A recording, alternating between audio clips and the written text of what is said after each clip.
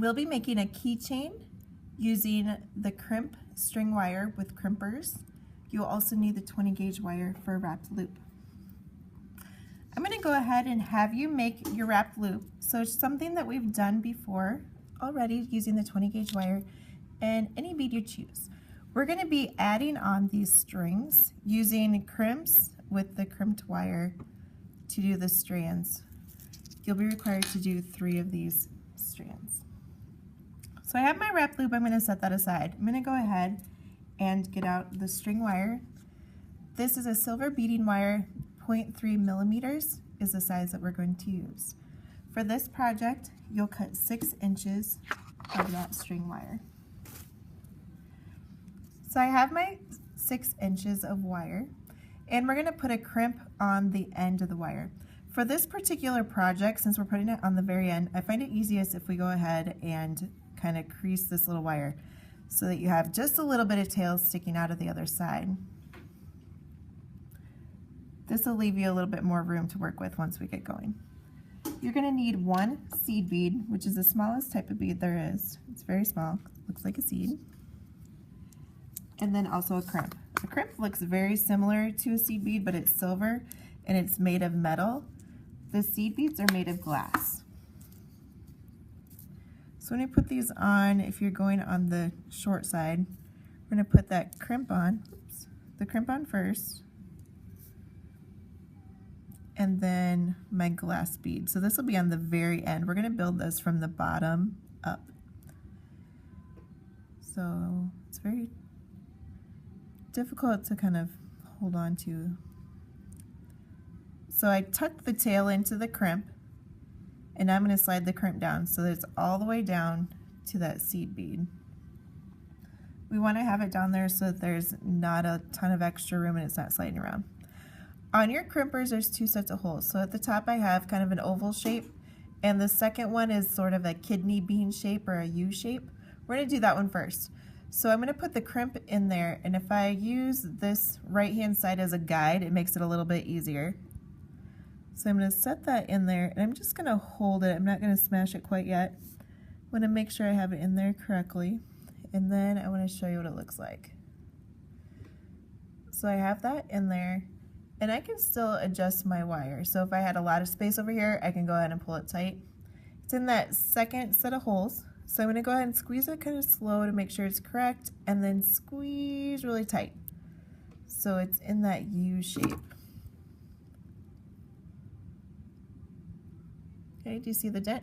So I have that U shape. I'm going to face up out of the crimpers. Now I'm going to use the second set of holes on the crimpers, and I'm going to hold it for you so you can see it. So I'm holding it so that U shape is out, and it's going to fold kind of like a hot dog bun.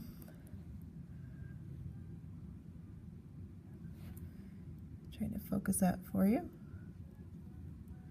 Okay, and making sure it's just the metal piece, not the glass bead, because it will shatter your glass bead.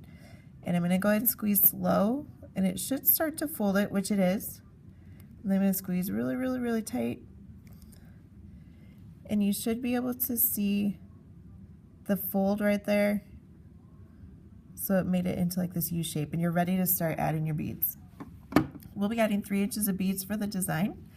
The easiest way to add beads, I feel like, is to get your bead mat, and then you're just going to stab them. So have them laid out in the order you want them, and I'm just going to go along, pick up the ones I want, like that.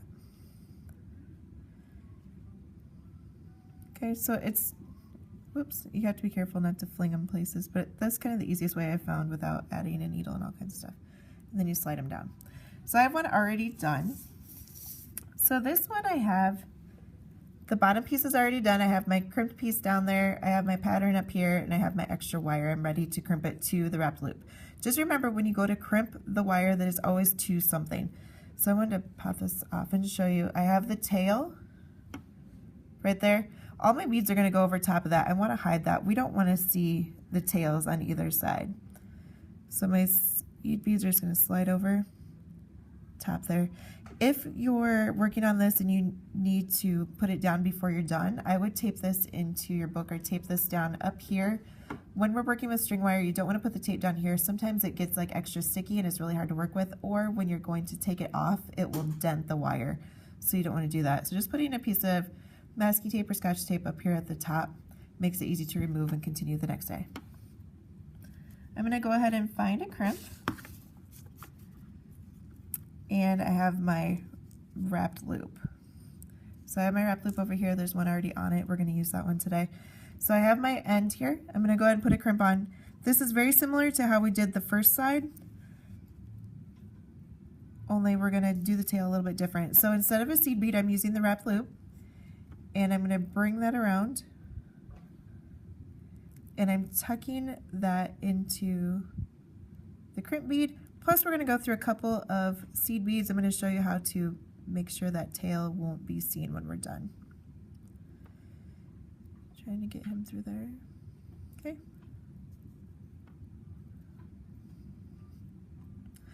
I'm going to take my pliers. You can use round nose, or I'm going to use my flat nose actually for this part, just to hang on to it. So now I don't have to worry about dropping it, so it's on there. I'm going to find the side that's connected to all these guys. So if I take a little tug on here, I can't move that one. It means it's the one that's connected to here. So I'm going to pull on the other side and get that. So I have a little bit over here. I'm going to push all these guys down because we don't want any of this to move. So I have my crimp bead pushed all the way down. My tail down here isn't sticking out, so we're ready to crimp it. So I'm going to hang on to the side that's connected to all these guys. Oops, not that one, it's the other one because I can't move that.